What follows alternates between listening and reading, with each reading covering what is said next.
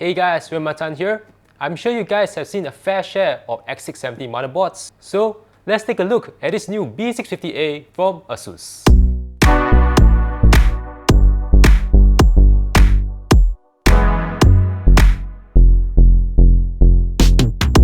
I don't have the price for this new motherboard yet, but hopefully it'll be a more affordable option for Ryzen 7000 compared to the X670 lineup. Shall we do an unboxing? Okay, I'm not sure who's gonna watch unboxing these days, but yeah, sure, why not?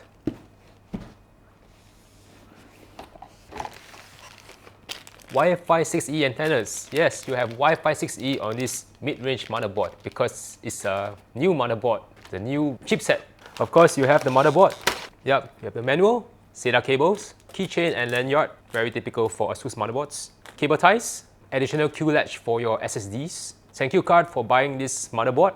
Yay, stickers, all white theme, rubber pads for your SSDs, ASUS web storage link, and additional thermal pad for your SSDs. This is to put on your M.2 slot covers. Make sure there's enough heat dispersal for your SSDs. And time for the motherboard. Let's take it out of the anti-stat bag.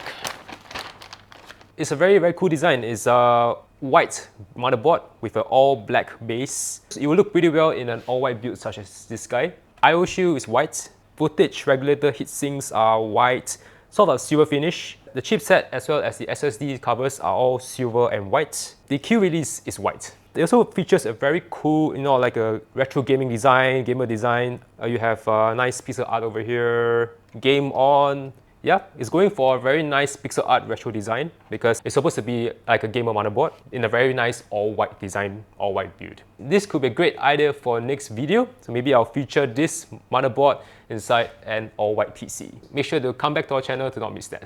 Okay, so ASUS Singapore has kindly passed me their showcase stand. Let's see if we can handle the weight of this new motherboard. Actually, it's not very heavy. It feels and weighs the same as a B550 motherboard, not as thick and crazy as the X670 cousins, but still a very relatively strong and well-built motherboard. Yeah, I think it has seen its days. It's sort of buckling, but anyway, let's hope it stands up for the rest of the video. A few minutes later. Okay, it's creaking like crazy. Whoa! Alright, I guess that didn't work out, so let's bring out our favorite, motherboard showcase stand. Looks a lot better. This new B650-A features the new AM5 socket. So as I mentioned in the previous first look video, please do not force your old AM4 CPUs onto this new socket. Totally different orientation and pin design. You also have 4 DIMM slots, put up to 4 sticks of RAM, as I mentioned in the same video. If you want to use 5600 MHz or even 6000 MHz, just use 2 sticks of RAM and you will get your overclocked RAM speeds. Alright, so you may be asking, how has this B650-A evolved from the B550-A? First thing, a very big upgrade. Now you have front USB Type-C on this new motherboard. Yes, it's a very welcome addition because now we see a lot more cases in the mid-range have front USB Type-C. Going forward with other iterations, you'll definitely see front USB Type-C on entry to mid-range motherboard like this one. Okay, next let's go on to the big part, the expansion slots as well as storage. So, because it's a B650 chipset, the only Gen 5 option that you have right now is on the SSD. So this first one is a 5.0x4. This is a 4.0x4. This is also a 4.0x4. Compared to the B550-A, now you have one more M.2 slot. If you want to put 3 SSDs, yeah, you can do so. This first 5.0x4 slot comes with a Q latch, so you don't have to worry about using the small M.2 standoff and screw. As I've shown earlier, the box also comes with one more Q latch, so you can use in either this or this guy. Besides the 3 SSD slots, the board also features 4 SATA ports. Unlike the B550-A where you see the SATA ports stacked on top of each other, this B650-A showcases a new design where the 4 SATA ports, they are lined in one line. It's a very good addition, I feel, especially when this motherboard is inside a tight case like that. It's a lot easier to reach for the SATA devices if you have them in one line, in a separate line, instead of having stacked to each other. Especially if you plan to use multiple SATA devices and you have multiple SATA cables coming out from both ports, top and bottom. Sometimes it can be quite hard to remove the bottom SATA cable. So having this one-line configuration may be a lot easier if you want to unplug and plug in your SATA device. This is a very smart design. Hopefully we see more of this configuration in your future motherboards.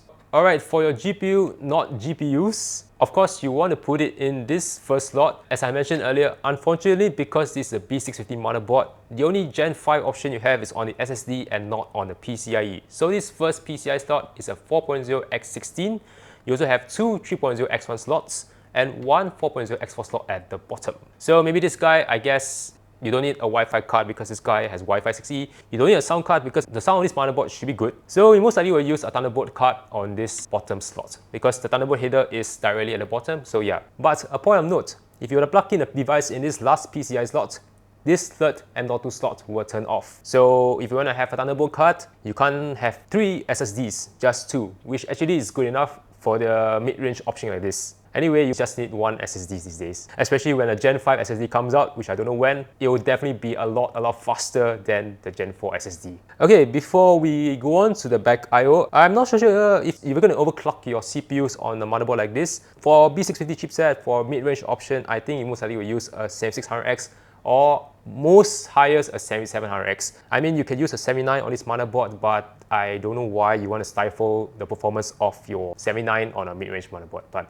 anyway, you still can if you want to save money on your motherboard. This board has a CPU over voltage jumper. So you guys can let me know in the comments, because how much has Heatsinks evolved? How good is the heat regulation? Will you overclock your CPUs on a mid-range motherboard like this? You can write down in the comments. Since we are at the point of headers, you can see that we have a lot of headers, a lot of RGB, a lot of ARGB, sorry, 1, 2, and 3. RGB is also at the bottom. The rest are pretty common. What's pretty cool is that now the AIO pump header is located here, and the CPU fan header is also located here. What I remember is most ASUS motherboards, AIO pump header tends to be next to the CPU socket, but now this I move it here. The big thing is now the placement of the CPU fan header. It's no longer next to the CPU optional header, but directly below AIO pump header. I'm not sure how it looks like. You have an AIO with the AIO cable as well as the CPU cables. I can give it a try and show you what it looks like in the future video. My guess is ASUS designed for beginners. If they don't know where to find the AIO as well as the CPU fan headers, now they know that they're just one on top of the other. And talking about that, ASUS has provided covers for the CPU optional, the AIO as well as the CPU fan headers. It's a very thoughtful design because these headers tend to be used the most. You don't want to bend them unnecessarily and prevent them from rusting. I hope that ASUS will do the same for the ARGB headers because ARGB headers also tend to be quite fragile. So sometimes you may bend the pins on the ARGB headers. Compared to the B550A, this is also I'm bleeding everywhere. Make sure if you're handling the back motherboard, don't put your finger onto one of the soldered irons. It's actually quite sharp. It's now become a blood red white motherboard. Okay, going to the back I/O, you have your usual HDMI and DisplayPort. I'm not sure how is the integrated graphics on Ryzen 7000, but if you still want to use iGPU on the Ryzen 7000 CPUs, you can do so. Just plug it into either your DisplayPort or your HDMI ports. So a big upgrade here is that now this board has a USB 3.2 Gen 2 x 2 port or Type-C port over here. It also has one USB 3.2 Gen 2 Type-C port, not the X2 version, BIOS flashback button, USB 2.0 ports, Type-A ports, 2.5G ports, and as mentioned also, this board also supports Wi-Fi 6E. So these gold prongs are for your Wi-Fi 6E antenna and your usual audio ports. Not sure if you guys actually care about this, but now the SPD port is not on the back I/O, but it's located at the bottom of the motherboard. Just to show you how it looks like if you were to put in a very big GPU, I have a 6900 XT over here. There's still some space for the X1 slots, even though I don't really recommend you to use the first X1 slot. But if you want to use the second X1 slot, yeah, you can still do so. I'm not going to do a full power on this motherboard, but just going to show you whether there's any form of ARGB or RGB on this motherboard. I'm going to plug in the 24 pin here. Yeah, the ROG logo shines, you know, over here. I don't believe there's going to be full RGB on this motherboard because I don't see any LEDs on the bottom of the motherboard. Just leave the RGB to the rest of the components such as the RAM, or you have a Strix GPU. It's actually much better this way because it's less distracting for a very nice white color finish. RGB I feel looks a lot better on a black motherboard because of the better contrast. Okay, so what do I think about this new motherboard so far? It looks pretty promising. You have a lot of M.2 slots, you have a pretty good expansion, even though it's only 4.0x4. There are currently no PCIe 5 SSDs and GPUs on the market right now. PCIe 5 SSD coming soon. PCIe 5 GPUs, no news yet. So it doesn't really matter because 4.0x4, your GPUs going to work pretty well on a motherboard like this. Very good addition. Front USB Type-C as well as back USB Type-Cs. The new AIO as well as the fan header orientation, as well as the very cool one-way, one-lane SATA port configuration.